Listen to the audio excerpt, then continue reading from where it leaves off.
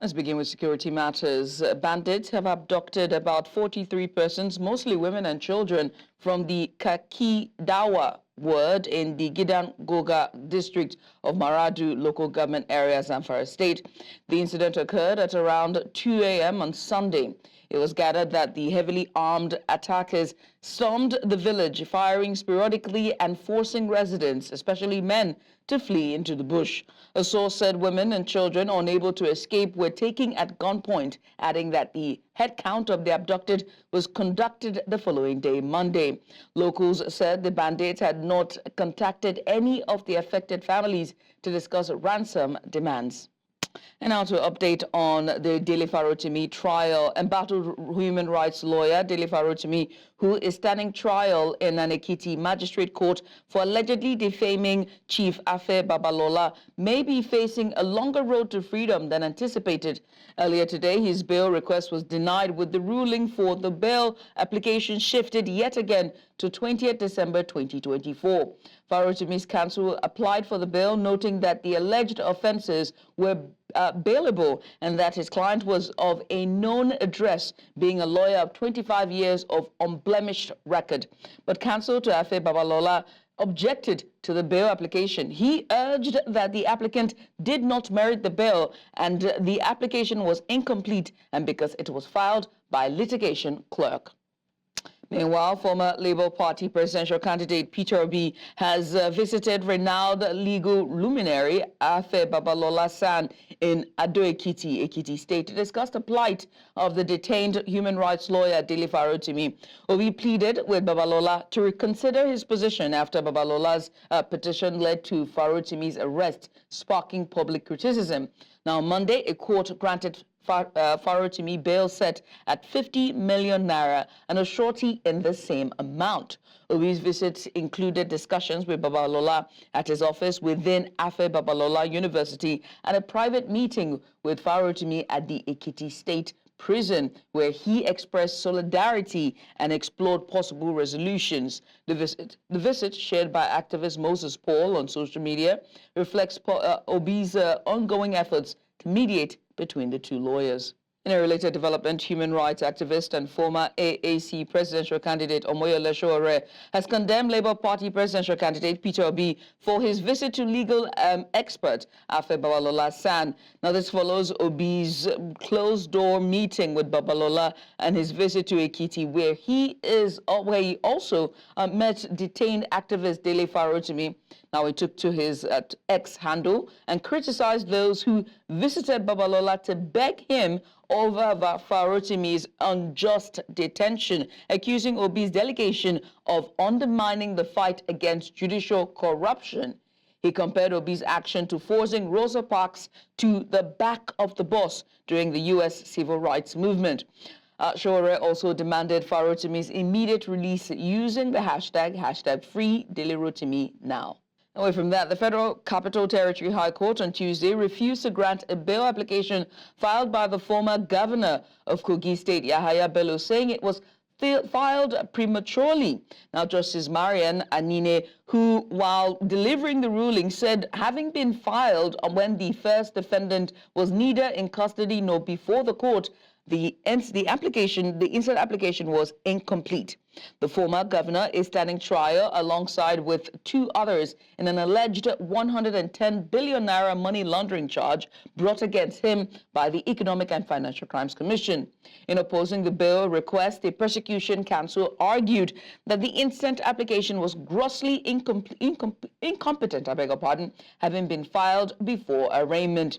He said it ought to be filed after arraignment, but the first defendant's counsel disagreed, saying there was no authority. You're watching news now on News Central Television. We're going on a short break. When we return, German president to visit Nigeria on a 3-day tour. We have the details after the break. Join us again. And you're welcome back. We'll continue with discussions back to the north with the abduction of 43 persons, mostly women and children, from the Maradun local government area in Zamfara state. And joining us now to give us more insight on this, we're joined by the former vice chairman of the Zamfara Committee on Persecution of Bandits and Related Offences, none other than Abdullahi Shinkafi. Well, Mr. Abdullahi, it's good to have you join us. Thank you so much for coming on. Let's just get started. What operational strategies do bandits typically employ in rural areas like the Maradun local government area to have carried out abductions? I mean, just the details of it is quite shocking. 43 persons, and the head count started the following day, even though the attack happened in the morning, as early at the early hours of the morning. Okay, first and foremost, let me make some little correction. My name is Dr. Sani Abdullahi Shinkafi. I'm the chairman committee on prosecution of banditry related offenses, not vice chairman, please. For future appearance, please. Our sincerest apologies, duly noted. So the people of the rural community in Kakidawa of Gidangoga ward in Maradun local government were kidnapped by armed bandits on Sunday about 2 a.m. The bandits have conducted house-to-house attack, which they kidnapped 43 women and children, and they were taken to their hideout. Up to now, the bandits have not made any contact to the affected families. So this is a horrible situation. This rural community have found themselves in the hands of this criminal element in ungoverned spaces, because Zamfara has a very vast land mass, and which Maradun is one of the local government that have a deep forest where these armed bandits have camped. And these armed bandits have been terrorizing this rural community for more than a decade. And the late armed bandit kingpin, one of the strongest, the wealthiest armed bandit kingpin, Halilu Sububu, is from Maradun local government. Most of these bandits are recruited and trained by the late armed bandit kidnapped kingpin, who was neutralized by the military during the Operation September this year. So I want to tell you, most of these outlaws, these outlaws, non-state actors, are occupying ungoverned space because of the porosity of the border and proliferation of smaller and lighter arms into the land border. And Maradun local government, Ogidongoga, just is a share boundary with Zulmi local government. So, and Zulmi local government share boundary with the Niger Republic. So the porosity of the border of the ungoverned space, it is what gives more escalation of this armed banditry in Zamfara state. So it is very disheartening and heartbreaking. And maybe you may even heard that Lakurawa has also surfaced in Zamfara state, and they have been using explosives to attack bridges and motorists flying on the highway on unsaddled axis. So it's a very unfortunate situation. Booking local government worshippers have been kidnapped in more than 103 of the worshippers. Up to now, they have not contacted the families of the affected victims. All right. So this is disheartening. Disheartening indeed. I mean, if one was to talk about the psychological impact on the community, on the survivors, and the the community at large with this mass abductions, it would be heartbreaking for the entire nation just to recount this impacts. But let's also talk about the effect of this on the socioeconomic conditions of communities in rural areas like Maradun, and what is the committee doing to assist when such abductions happens when it comes to socioeconomic conditions in communities like Maradun? You see, I have been the chairman of the immediate past governor for the committee for for prosecution of armed banditry related offenses. But in the last administration, when this rural community are being attacked, what the governor did, that he gave emergency reliefs to these affected victims. You know, these criminals are engaging into kidnapping for ransom, rapes, armed banditry, cattle rustling, imposition of tax and levies to rural communities, even burning down properties and even silos by the rural communities.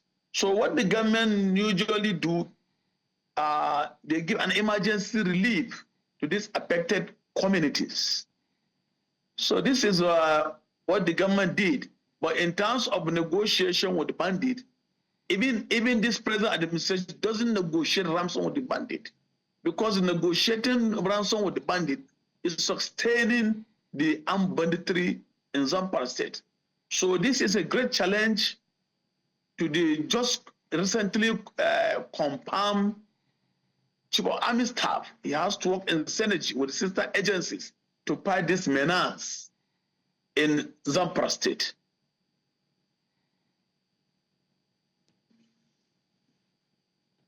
Now, sir, if you're still there, because let's just finally talk about, how the bandits in this region manage to operate with relative impunity. It's very important because from the news that we have here, they arrived at 2 a.m. on Sunday and they started head counts on Monday morning. And so one has to ask, how are they able to operate with such relative impunity despite the presence of security forces or security vigilantes and the like? You see, the issue of this banditry has turned to economic enterprise, and it has a lot of a value chain where some locals are being trained to be given a valid information to this armed bandit as their informants. So there are some also unscrupulous security agencies, traditional rulers, who are aiding and abetting this armed banditry. So this is the situation. The bandits are operating with impunity, and the presence of the security personnel is so minimal because these security agents have been overburdened, overstretching, and they are also under-equipped and understaffed. So these are some of the impediments, some of the difficulties this security are facing.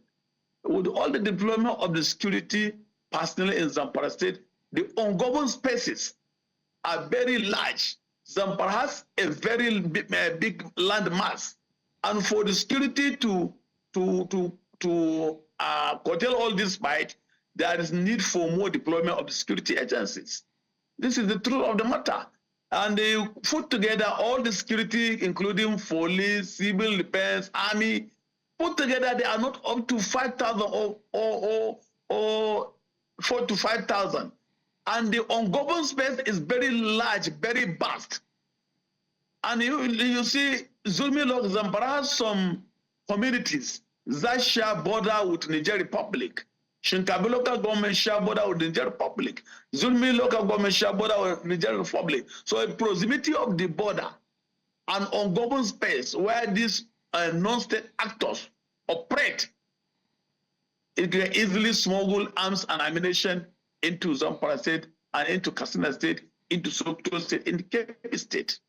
And they will continue to perpetuate this crime where, you understand, with impunity. This is the challenges. The security agencies need to be fully funded, need to be motivated, not to be fully trained. And there is need for the present chief of army staff to change the tactics of this operation from conventional security operation to technological advanced way of fighting this crime. Because most of these hideouts are not motorable, it's inaccessible. So there is need to deploy jet fighters and other technological means to fight this crime. All right. I mean, we must say thank you so much for taking out the time to just have this discussion with us. We do hope that the 43 women and children are found and safely returned to their families and their relatives. So once again, thank you so much for the discussion. Thank you. God bless you. Let's switch gears from security matters now to talk about Nigeria as it gears up to play host to German President Frank-Walter Steinmeier, who will arrive in Abuja on Tuesday for a three-day official visit. A statement by the German embassy in Abuja said the president's visit will end on Thursday. In Abuja, he will meet key Nigerian leaders, including President Bola Tinubu and Aliu Taro, the president of the Economic Community of West African States Commission, ECOWAS. The German president will then proceed to Lagos, where he will engage with business representatives, visit a startup hub, and meet with members of Nigeria's cultural sector and civil society, like Dr. Nike Okundeye and Professor Wole Soyinka. The German president will also seize the opportunity to tour the city of Lagos and gain insights into its urban and historical development, as well as firsthand its environmental and social challenges. The Arewa Consultative Forum, former Vice President Atiku Abubakar, and other stakeholders have criticized the presidency over claims that President Bola Tinubu will remain in office until 2031. The remarks made by the Secretary to the Government of the Federation, George Akume, have sparked controversy. Akume urged northern political leaders to defer their 2027 presidential ambitions, suggesting Tinubu should complete a second term before power shifts. The ACF, through its National Publicity Secretary, Professor Tukur Mohammed Baba, has stated it is too early to discuss the 2027 presidency, calling it a distraction from urgent governance issues. Atiku, citing a disparity in leadership tenure between the North and South, urged that by 2027, the South would have held power for 17 years compared to the North's 11. In the meantime, the camp of the former Vice President Atiku Abubakar has accused the ruling APC and the presidency of using Minister of the Federal Capital Territory, Nyesom Wike, to destabilize the People's Democratic Party.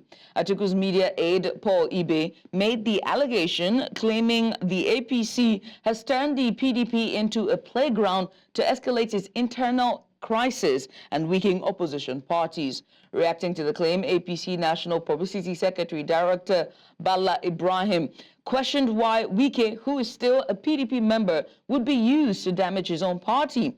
He denied Wike's involvement in any APC-led effort to destroy opposition parties, emphasizing that the issues within the PDP are internal and should be addressed by its leadership.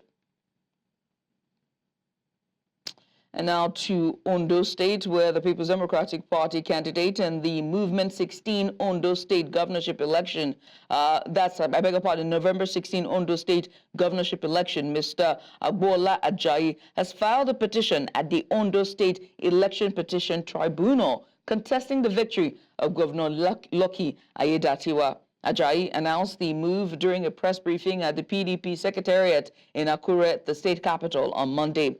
Ajayi described the election outcome as a miscarriage and murder of democracy, highlighting his dissatisfaction with the process and results. Now, while he refrained from disclosing the specific grounds of his petition, he expressed confidence in the tribunal delivering justice.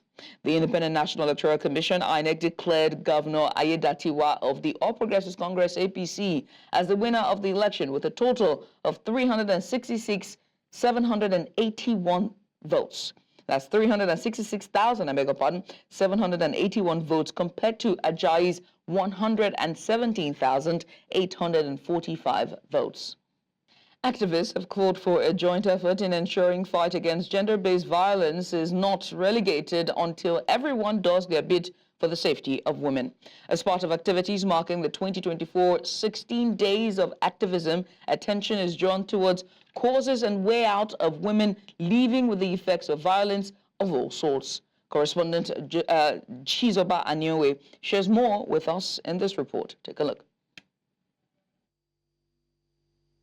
According to research, globally, an estimated 736 million women have been subjected to physical and or sexual intimate partner violence, non-partner sexual violence, or even both, at least once in their life. This accounts for 30% of women aged 15 and above. It is on this premise that the Nigerian Women of Journalists in Plateau State organized this one-day lecture to chart a way forward for women in the face of violence of various forms. In handling gender issues, we should take note of confidentiality, respect, individualism, treat everybody the way the person is.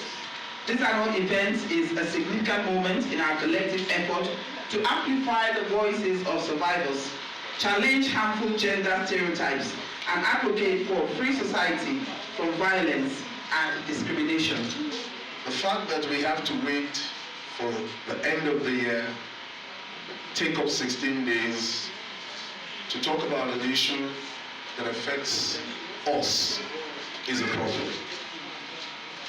And I think we should start to address that problem as Nigerians, and the earlier we know that, the better for us to start to understand that the 16 days can be mere rhetorics if we don't address the real concerns.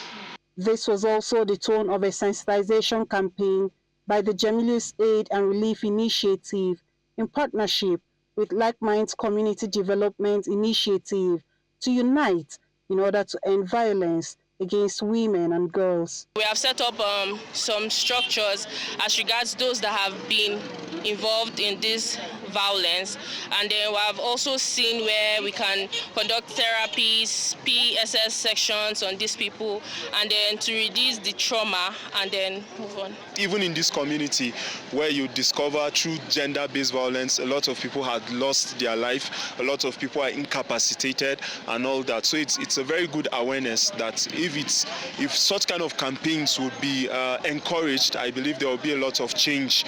As this sensitization and activism continue, both women and men are urged to make daily effort to ensure the safety of women and girls beyond just waiting for this annual event. In Jos for News Central, Chizoba Anyui. And on to more discussion on human capital development. In line with President Bola Tinubu's renewed hope agenda and a strategic effort to fortify the All Progressives Congress presence in Ethiopia Federal Constituency, Delta State, South Nigeria, Mrs. Eriateka Ibori Sono, the member representing the constituency in the House of Representatives and chairman House Committee on NDDC, is said to empower a constituency with various items, including cars, tricycles, motorcycles, sewing machines, and cash to alleviate the current economic challenges. The empowerment program is scheduled to take place at the Ogara Township Stadium, administrative headquarters of Ethiopia West Local Government Area of Delta State.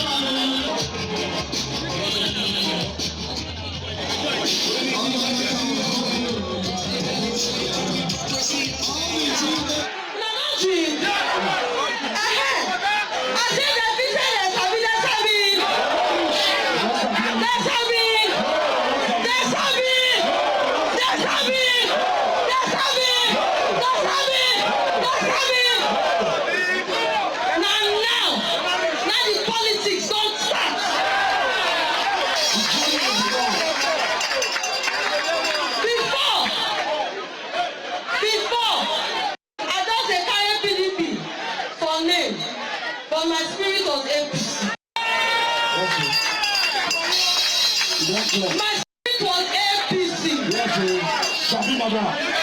My spirit was APC. But when they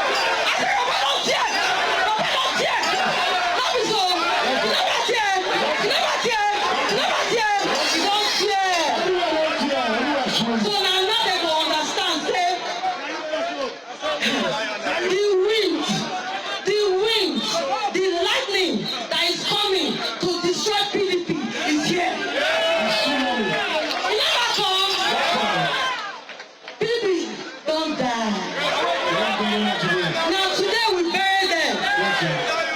And I say,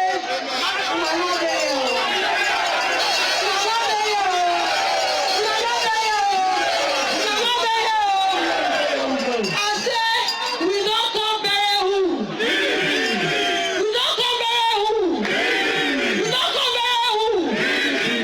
We go bury them.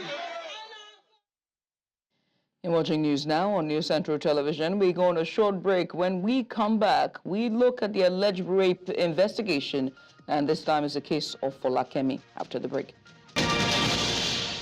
And you're welcome back. When in 2022, Folakemi Ogunsusi set out to engage the services of Mide, a young graphics designer, to help render services to a client, little did she know that her one good deed will lead to her putting her life in hold for the next 2.5 years. The report you're about to watch is one of our special investigative series which follows the story of Folakemi, a young, aspiring event manager and teacher who was drugged, raped, and impregnated by her colleague. News Central Special Correspondent on Investigative Journalism, Marsha Anthony Onoye, reports. But let's warn you, viewers' discretion is advised. Meet Folakemi Ogunsusi. Folakemi makes a living for herself by running errands for people and providing surprise packages while also teaching college children online. She does all of these while still catering to her daughter, whom the doctors say has a medical condition characterized by several holes in the heart and a severe physical deformity. For Folakemi, her whole world came crashing down when she encountered Mide.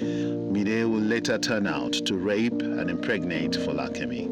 He came to school that day, and that was the first time we were going to encounter. And he said he does graphic design and he does logo. So I called him that day, Alpha, please, I need this job. He said, no, it's not done. I should come over to his house. I said, okay. He went out, he brought Fanta. I took it halfway. That was the last thing I remember. Because I was not totally unconscious. I felt someone was having something with me, and I was trying to, as if I was trying to push, but I'm weak.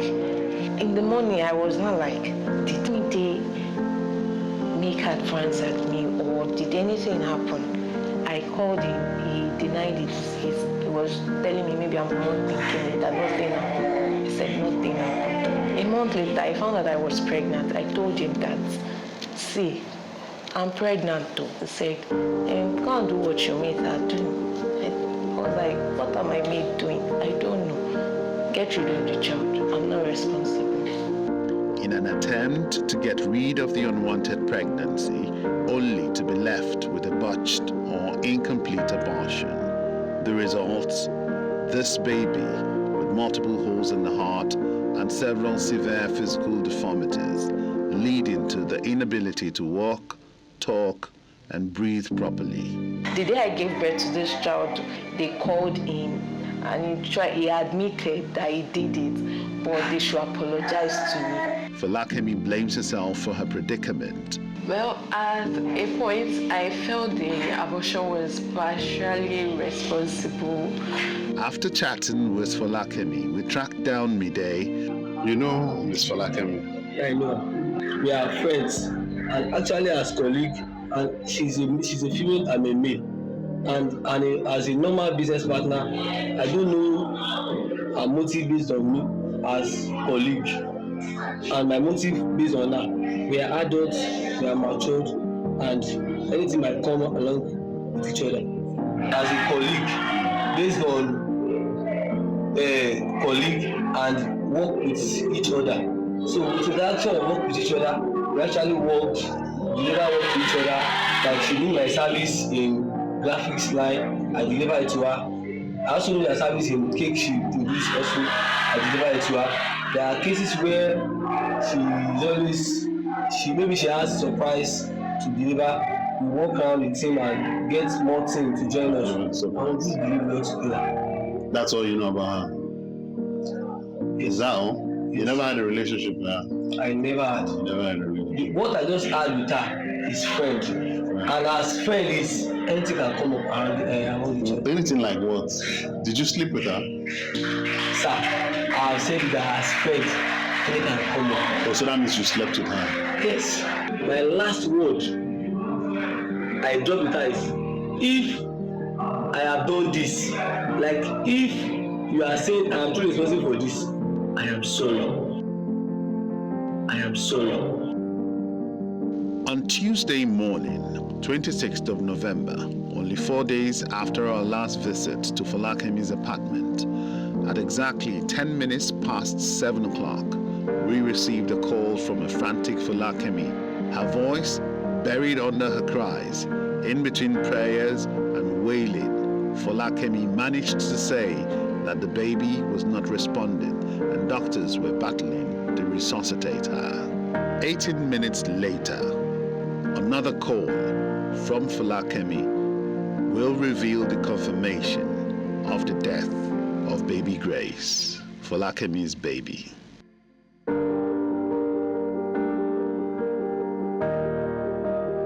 Cause of death, heart failure.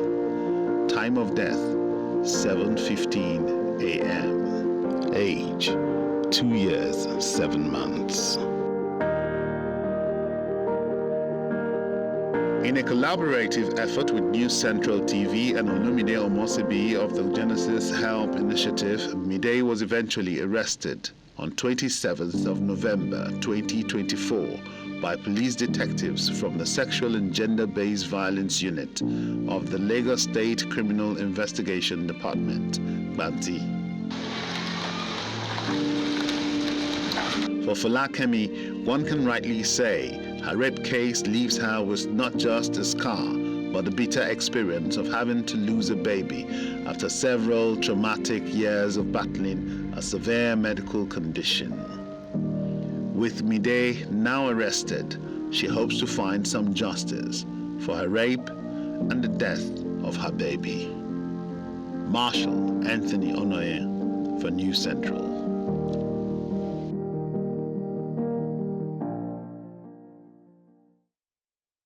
And what you just watched is a snippet of the actual investigative piece by a special correspondent on investigative journalism, Marshal Anthony Onoye. The documentary is set to premiere tonight on News Central at 8:30 p.m. West African time. Remember that you can watch News Central on DSTV channel 422, Star Times channel 274, also on our YouTube channel, News Central Television.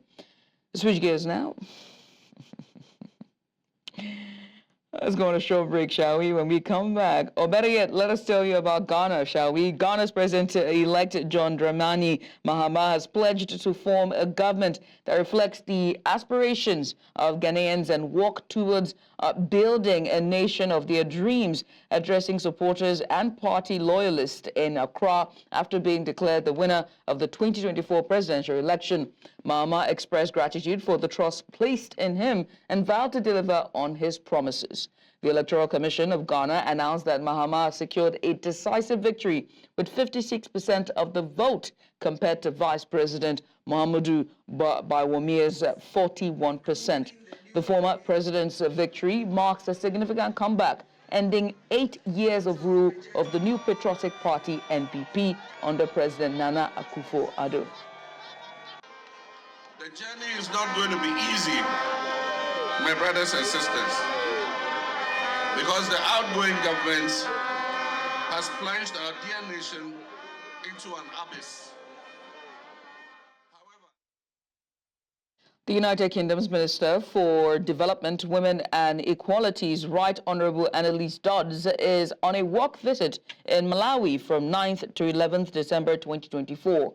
Now, during her visit, the minister will focus on driving economic growth, which is at the heart of the UK's government's new approach, to development. Now, according to a statement released by the Office of the UK High Commission to Malawi, the minister will see the fruits of the strong UK-Malawi partnership in spearheading education reform through a visit to a school on the outskirts of Lilongwe's city. Now, the statement further noted that the minister will also engage with partners on tackling the impact of climate change and environmental degradation in Malawi.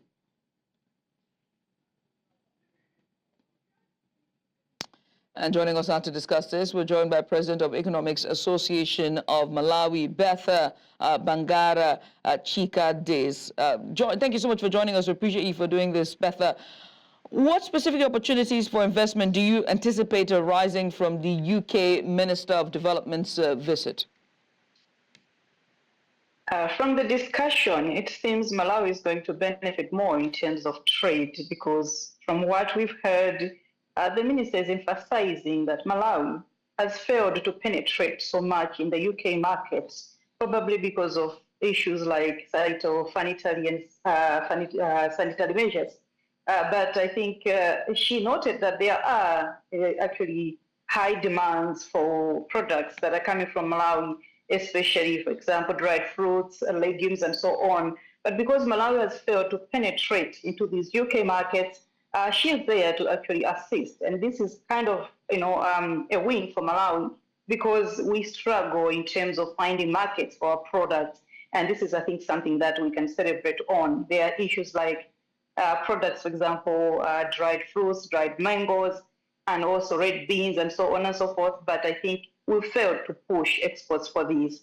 And also, the country is said to benefit because UK is coming in not as an aid giver or a donor, but asking Malawi to be an equal in terms of the negotiations that are happening. For example, they want Malawi to come on the table. As you know, I think it's kind of a scramble for Africa, and UK is kind of coming back to its colonialism. This is one of the ways that I think we are liking, because as Africans now we can come on the table and discuss issues that are beneficial to Africans. So Malawi in this case is coming in to benefit because UK is not just coming in as a donor, but they're asking us actually to come on the table, probably relook on the treaties that were there and maybe revise them for the benefit of the country, actually taking into consideration that things have changed probably when these treaties were signed and now.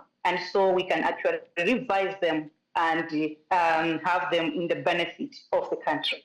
And just to look at, how might just this visit influence the current levels of UK development aid to Malawi? I mean, you've just talked about the project, but what projects could benefit from just renewed funding?